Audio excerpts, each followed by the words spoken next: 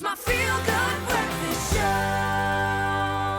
Yes, Mzansi, welcome back to your Feel Good Breakfast Show. Although it is a Health Tuesday, it is just everything coming at you today. And we're going to dive into the theme of Easter because it is a special occasion that brings family and friends together to create cherished memories, and we are absolutely here for it. Now, earlier, if you were sticking around, Chef Clem constructed an easy and effortless Easter picnic platter. And now we have Zion Dumini and Clem who are collaborating to create the ultimate picnic arrangement. And let me tell you, I'm absolutely here for this because it means we get to be outdoors. Zion, how are we doing this morning? I'm good. How are you? Fantastic. Even more excited because what I'm looking at is looking very, very inviting. This is the perfect sort of day for me.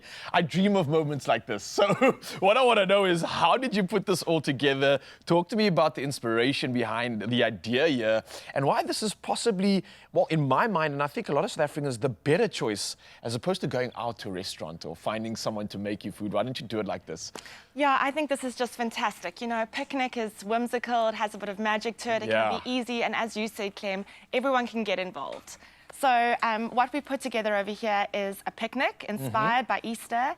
And what we've used is beautiful. We've actually used a tablecloth as a picnic blanket, which I think is also that's great. Smart, yeah. Yeah, you've got tablecloths at home. Put them on the ground. Don't feel sorry for them. This is actually a mix of sustainable cotton and polyester, so you can put it in the washing machine, and it's great to create that like natural basis to the picnic. That is awesome, and it's almost like the sentiment of being in nature while still respecting and promoting it at the same time. So resonating with the outdoors when it comes to this theme. Well played. And then I think it's great. Just grab some cushions from home. They're beautiful cushion options at the moment. Again, naturals, linens, leathers. Sustainable leathers.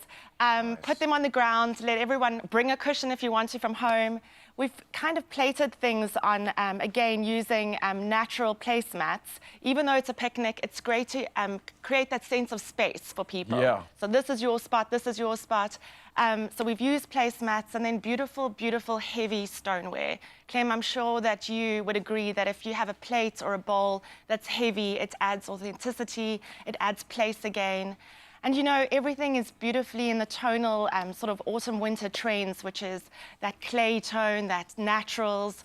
And we just love that. I like the tones, and it's something I wanted to talk about because for me, it's more of a bolder option to go with these darker browns and these sort of more clashier tones that you think might cause that clash. But if anything, it doesn't. It has this inviting warmth to it, and it kind of resonates with chocolate, which is something we absolutely love. I have another theory. Right? I have another theory. There's so many of those old school Pyrex-style bowls. There used to be the similar brown. So it's kind of like so nostalgic. Yeah. When I saw this line on shelf in Woolies, immediately I just like resonated to it because it just takes you back to me being born in the 80s. Giving away our age. But it's so nostalgic for South Africans. So like I love the color palette this year for autumn. It's beautiful. And again, like you said, although this looks absolutely incredible, and I'm sure that a lot of these options are available at Woolworths, we're also presenting the option of, like you said, just grabbing a pillow from the couch, grabbing a tablecloth that you have at home, and I love how well that works together here. I think it's so important to mix things up, and again, being traditional and then, you know, some elements that are new. Yeah.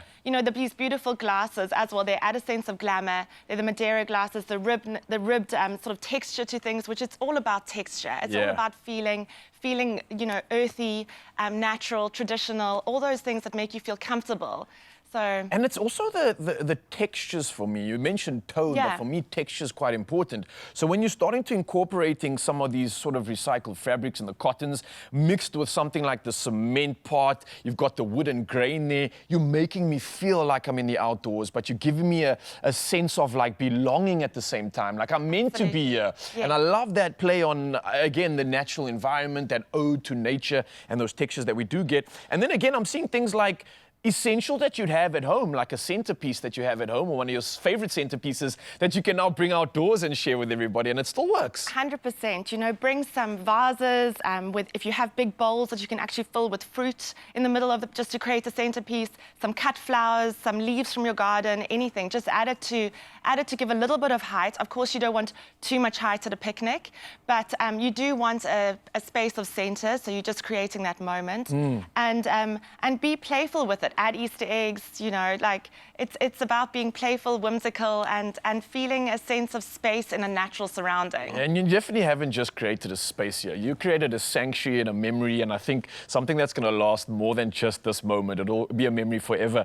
But look, you've done an exceptional job with the layout here. The food is also, I think, worthy of it. Clem, what else and what else would you advise when it comes to seating, enjoying and experiencing this occasion, when it comes to the food especially? So like Zahn said, there's a big trend now with picnics actually becoming very popular, and there's also those paint and sips that are happening right Absolutely. now. And what you mentioned about bringing, we were always taught not to bring heavier items to a picnic, but it's so important what you said, bringing those ceramic vases through, or the bigger platters, kind of like creates a foundation in a sense for the picnic, and then it also just makes it seem like this is not just a normal paper plate and napkin vibe. This is an occasion, this is something special. This So is a bringing in shindig. those heavier items I absolutely love. And then Woolies loves a theme. So Easter, they've gone and they've brought out the Easter crackers. They've got to come up with the Easter goodie bags, and you know they always come up with the Chuckles Easter-themed items. Yes, please. So bringing a little bit of that into it, and like you said, these are items that you're going to use not just once.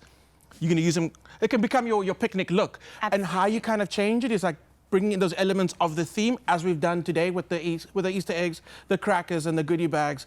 And I feel like 2024 is a year that you step up your picnic game. Yes. And this is how you do it. And I absolutely love it. It is official, Zon. Thank you so much for coming through again. You Thank have you. really outdone yourself and given us every reason to be inspired to try and recreate this. But I think it's going to be a lot easier because we have the option to go to Woolies and get a lot of these elements. So we can do exactly that. And you can too, Mzansi. You can be the host with the most this Easter. Get everybody out to your spot. You can shop these items and more at Woolworths, in-store, online, and of course on the app. Well played, guys. This is perfect. Okay, can we dig in now? Yes.